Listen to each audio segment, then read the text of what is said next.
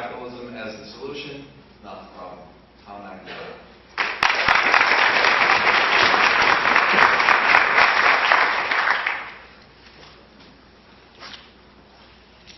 Obviously, there's a lot of frustration that we heard tonight from Professors Russo and Fallon, but they're not the only ones frustrated. I'm frustrated as well. And I imagine that a lot of you in the audience are also frustrated. So why don't we examine together where that frustration should be directed and whether Wall Street is the proper place or not. Let's start with the financial crisis that led to this situation. And what caused the financial crisis? Good intentions. Under the Clinton administration, they decided it would be a good idea for everybody to own their own home. Good intentions, but how practical is it? So how do you accomplish this if people can't afford their own home? Well, they came up with a theory. We will lend them the money. And how will we do that? We will have Fannie Mae and Freddie Mac guarantee these loans. So, lenders were willing to make loans to people who could not afford them. Or maybe they could afford them initially, but as soon as the adjustable rate was adjusted, they would no longer be able to afford them. When the bubble hit and prices came down and people could not afford the mortgages that they had signed on to, what was the solution proposed by the government? Lend them more money. So you have a problem that was caused by people living beyond their means and borrowing too much money. And what we're going to do is we're going to solve that through bailouts and TAR. Now, they couldn't give the money directly to all the homeowners. So what they decided to do was to give it to the banks through TAR. And even banks that did not want the money was required to take it, so that they would then lend the money to the people. So the government solution was more debt. Now, there are certain things that I saw. I went down to Zuccotti Park to do some field research, and there are certain things that I saw there that I agree with. Not too many, but I'll tell you what they are. The first one is a sign that I saw: debt is slavery. Okay, that's one thing with which I agree. But who caused this debt? Who imposed this debt upon the 99%? It was the government, through its perhaps well-intentioned desires to create home ownership, that guaranteed all these mortgages that people could not pay. Now, did the lenders share some of the blame? Perhaps. They drank the alcohol, but who was pouring it? It was the government. Now, what happens when you have too much debt? You know, lending people more money when they can't afford what they owe already is throwing grease on the fire. And speaking of grease, how is that debt situation working out there? Well, you have a country that's on the verge of implosion. They just changed their president, as did Italy, because the countries are living beyond their means. You had people in Greece go out on strike because they wanted to raise the retirement age from 52 to 54. In Greece, more than 20% of the people work for the government. Nobody pays taxes. And the people who work for the government are entitled to get paid 13 months in a year. They get 13 monthly paychecks. So is it any surprise that it's not sustainable? Now, the question is, what do you do about these situations? And is the government, what the government is doing, is that the proper solution? Well, with the financial crisis, the current administration dusted off a discredited economic theory of John Keynes, which you may have studied in macroeconomics, and that we need to stimulate the economy because people are not spending enough money. And all you have to do is stimulate them, and to do it by keeping interest rates low through the Federal Reserve or by the government spending money. And this is the flaw, the idea that the free market needs this government intervention in order to be successful. It doesn't work. We saw it didn't work with, you cannot by legislation increase people's productivity so that they could own homes. Another example would be the minimum wage. A lot of people would think, oh, minimum wage is great, and let's increase the minimum wage from $8 to $10, and people will be better off. But if that were true, then why not increase the minimum wage to $100 an hour or $1,000 an hour? And I think it's obvious that if you did that, people would not be able, the employers would not be able to pay, businesses would go out of business. So just because you have good intentions does not mean that you're going to accomplish the result that you want to accomplish. And Friedrich Hayek talked about this as the fatal conceit that any man is smart enough to devise an economy and plan as the stimulus here, let's have the Fed keep interest rates over here, instead of let the economy work on its own, because the economy is a self-regulating organism. If profits are too high in one area, other companies will come in and compete because they want those profits. If the company is selling goods at too high, the competitor will come in and sell at lower prices. So the economy does not need to be regulated by the government in the form that it has been. And this all goes back to Adam Smith, who talks about the invisible hand and that each person furthering their own self-interest also results in what is best for society as a whole. So, I also agree that the bailouts were wrong. Because I'm not here to defend the 1%. I'm here to say what I think is the best for the 100%, all of us, okay? And bailouts are just intervention by the government in the free market, and if companies take too much risk, then they should not be bailed out, because if you bail them out, then companies will just continue to take risk. So, there is a lot of reason to be frustrated, but I think that a lot of the frustration is misdirected, and it should be directed more at Washington, D.C. and the government instead of Wall Street, and that, if anything, the occupiers should be occupying Washington, D.C., where Congress and the executive branch are responsible for these interventions which have backfired. Now, let's talk about the 1% and the 99%. Who is the 1%? Well, the financial sector actually makes up 13.9% of people who would qualify as 1%. People in the medical profession actually constitute 15.7%, which means that you'd have a better chance of meeting one of the 1%ers if you went to a hotel convention for surgeons than down on Wall Street. But let's talk about some specific individuals. Steve Jobs, 1%. LeBron James, 1%. Oprah Winfrey, 1%. Michael Bloomberg, Bloomberg Communications, 1%. Beyonce, she's in the 1%.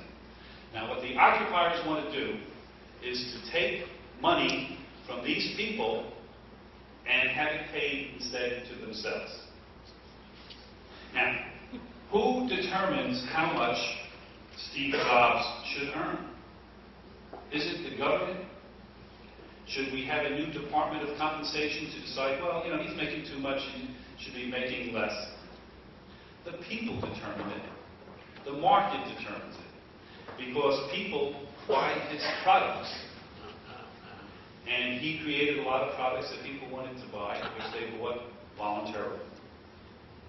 Now, Steve Jobs may have a very big slice, before he died, of the pie. But that does not mean that he took that pie from the 99%. Because he created that part of the pie that he ate. And this is, I think, one of the central flaws of the Occupy Wall Street movement, is that they believe it's a zero-sum game, that there's a pie of a certain size, and that if the 1% or Steve Jobs is taking a large slice of it, that leaves less for them. But that's not true, because people like Steve Jobs and these other people in 1% help increase the size of the pie. So if you wanted to have a more egalitarian distribution of that pie, you could do that. But that does not mean that you're going to improve the situation of the poor, because the size of the pie is going to be a lot smaller. So you may have a larger slice, but it's going to be a larger slice of a smaller pie. And how do we know that the size of the pie will be reduced if you take away some of these incentives of people to keep what they earn? Well, I remember in college reading a book by Friedrich Smith on the Russians, and this one statistic that always stuck in my mind. And this was under communist Russia. They set aside as an experiment 2% of the land, and with that 2%, you were able to grow what you wanted, bring it to market, and you could keep the fruits of what you grew. Well, guess what? That 2% accounted for 30% of the total country's production. People respond to incentives. How do we know that? Well, I saw that down at Zuccotti Park. I went down there, I wanted to see what evidence of capitalism I would see.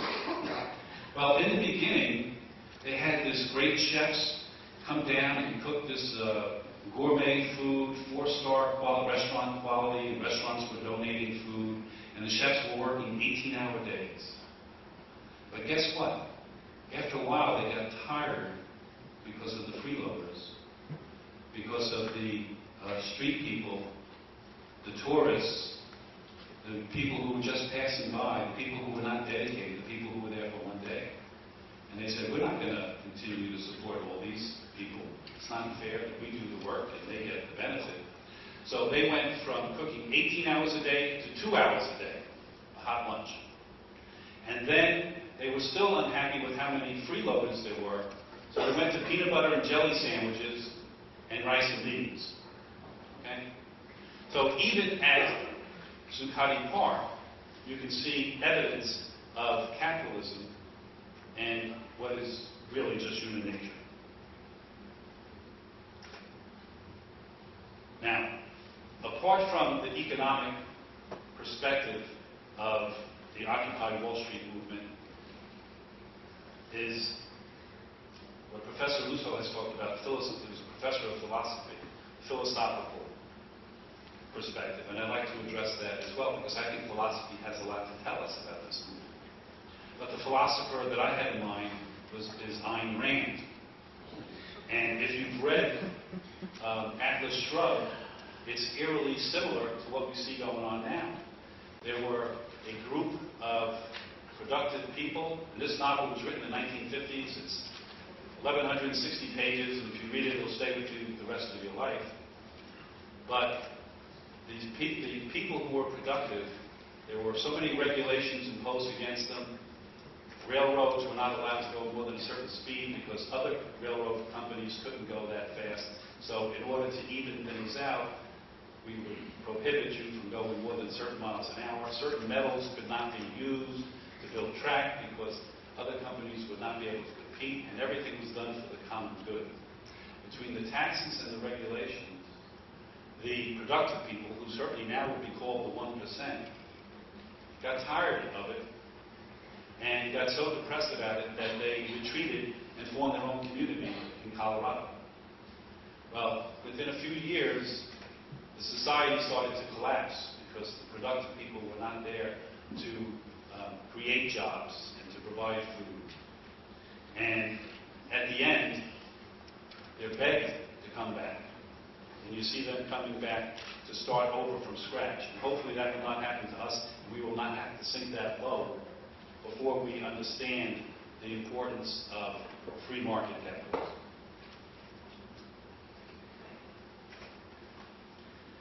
Now, ethics. What's ethical? One of the demands, it's hard to figure out exactly what the people want down at Occupy Wall Street, but one of the demands is forgive all student loans. Okay? Now that may be popular with some of the people here. But let's think about that for a moment. What they're asking is that you may have a auto mechanic who decided not to go to college, and he's working, but they want him through taxes, because the loans have already been taken out, they're guaranteed by the government. So they want their loan forgiven, and the taxpayers will pay, which would include an auto mechanic who never went to college, would include those of you who did go to college and paid your loans, or the parents here who paid those loans. Now, is that ethical? To incur that expense and then ask other people to pay it for you? So I think from an economic perspective, what the occupiers want is, the occupiers and the people on the left do not have a monopoly on compassion. And I too would like people who are poor or consider themselves poor to make more. But what they are proposing, to the extent that they're opposing capitalism, they're not going to achieve that, because they will receive a smaller slice of the pie. Philosophically, morally, ethically, I don't think it's correct to think that just because somebody else has a lot of money or made a lot of money, that they should be obligated to give it to you. Yes, I could understand jealousy, but if I see somebody who's made a lot of money and invented the pet rock, I might say, boy, I wish I had invented that myself. But I don't say, damn, he owes me a certain percentage because he made too much money. But there's a third perspective of this, which is freedom, and the relationship between capitalism and freedom. And that's the title of a book that was written many years ago by Milton Friedman. And history has shown us that the countries that are the freest, people who are the freest, live in societies where capitalism flourishes. And we don't have to go too far. You can go about 90 miles off the coast of Florida and take a look at Cuba and see if that's true. So, if the occupiers want a more egalitarian distribution of income, they have achieved that in Cuba.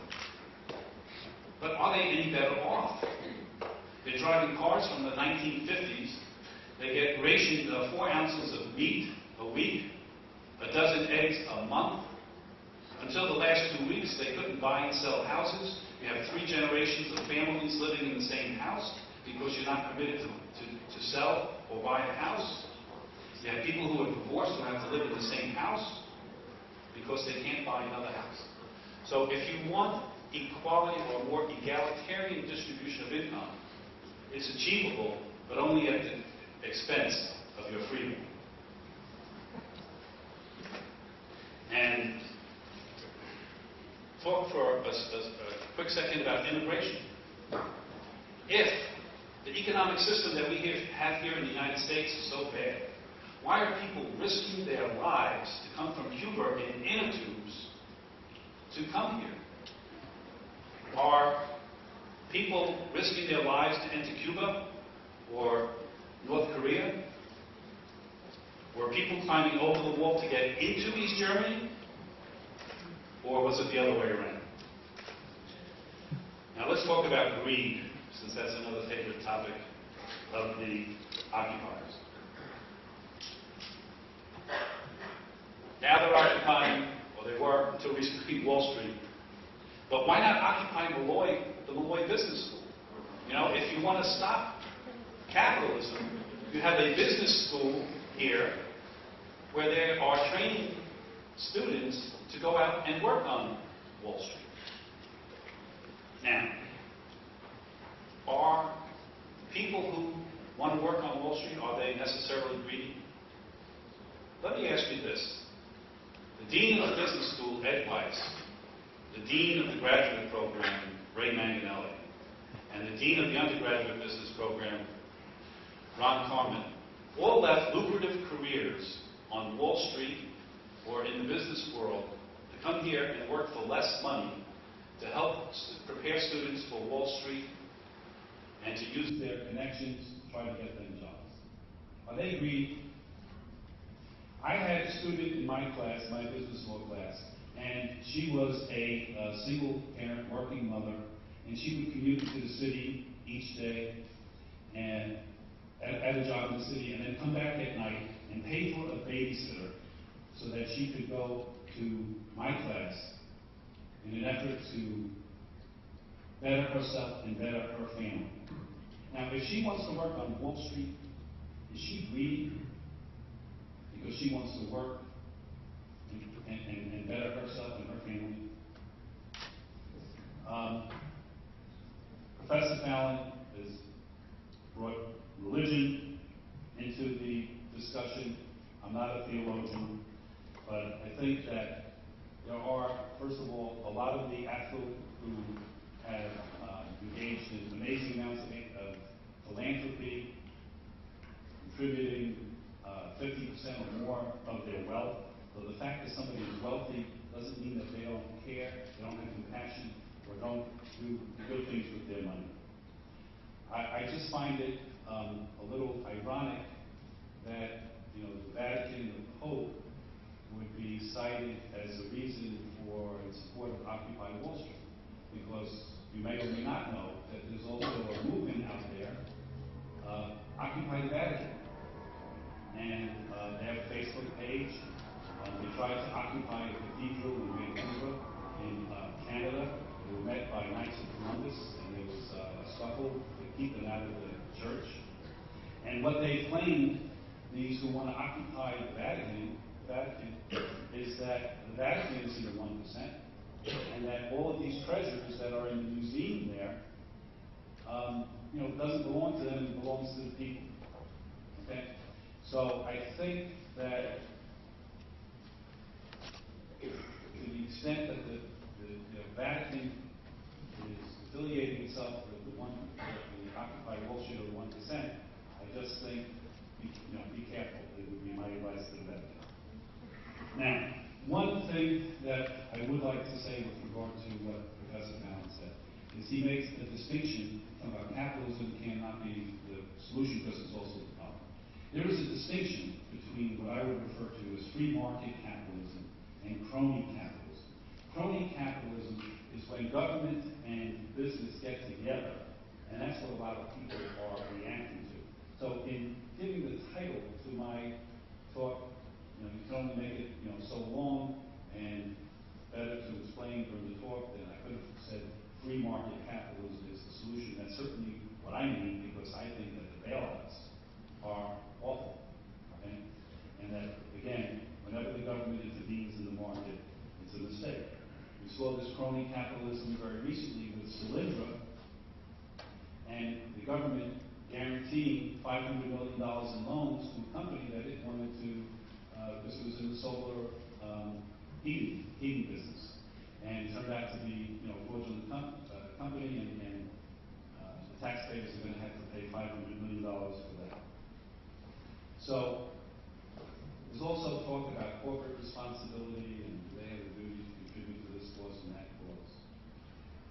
Again, I believe in sharing what you have, supporting the poor. But the question is, who decides that? Is it the government? Or, in the case of a corporation, you'd be better off distributing the dividends to the shareholders. Let the shareholders decide which causes they want to support, rather than having the government say, it's green energy, it's Solyndra, and we're going to give them the money whether they deserve it or not. Technology, I'm just going to deal with briefly because it was brought up. At Zuccotti Park, there was certainly a lot of iPhones and other modern devices. One of the biggest things they were upset about was that they lost the generators. Why did they need generators? Because they wanted to charge the batteries for all the technological devices that they have. And I'm almost finished. I just want to direct myself primarily to all the young students who are in the room. And what I would say is please do not succumb to a theory that the only way to get ahead is to involve the government in taking money from somebody else and giving it to you, rather than through your own efforts.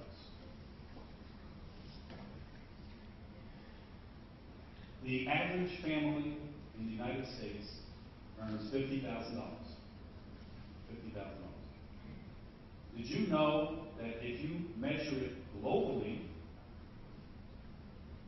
if you earn $50,000 globally, worldwide, you're in the top 1%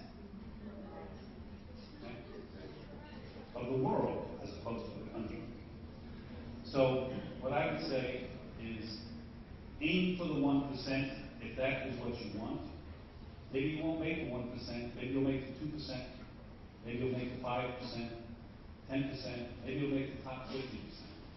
If you do that, you may be in the 50% range in this country, but you're going to be in the top 1% globally, and that's not too bad. Thank you.